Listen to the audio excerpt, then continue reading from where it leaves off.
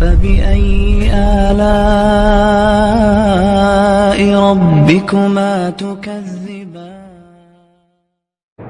عمرے کا صحیح طریقہ یہی ہے کہ آدمی احرام باندھے، لبیک پڑھتا ہوا حرم میں آئے، سب سے پہلے طواف کرے، طواف کے 7 چکروں میں کندھا نکالے، طواف حجر اسود سے شروع کرے، حجر اسود پہ چکر ختم کرے، اس کے بعد مقام ابراہیم کے پیچھے 2 رکعت واجب الطواف پڑھے، پھر ملتزم پہ آ کے دعا مانگے، پھر زمزم پیے، اس کے بعد صفا کے لیے چلا جائے، صفا مروہ دوڑے، پھر سر پہ اس طرح پھروا کے احرام کھول دے۔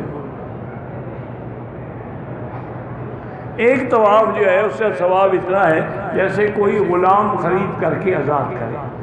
اب غلام آزاد کرنے کا معنی کیا ہے کہ اس کے بدلے میں اللہ تمہیں جہنم سے آزاد کر دے، تو اتنا اب غلام لاکھوں میں کون خریدے گا؟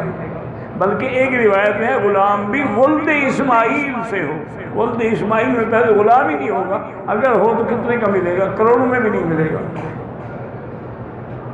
استخارے کا طریقہ کیا ہے؟ 2 رکعت نیت استخارے سے پڑھ لیں، اس کے بعد وہ جو دعائے مبارک ہے، اللہم انی استخیرک بعلمک واستقدرک بقدرتک واسألک من فضلک العظیم، میں یاد نہیں ہو سکی، لکھی ہوئی ہوتی ہے، لے کے پڑھتے ہیں، 3 دفعہ پڑھ کے دعا مانگے۔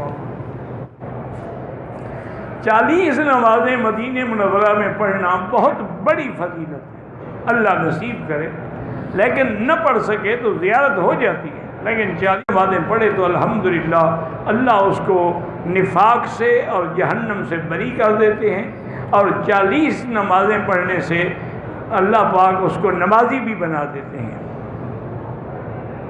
مکے میں 6 روز ہے، جدے جا کے احرام باندھے، ٹھیک ہے جدے سے بھی عمرہ کر سکتے ہیں،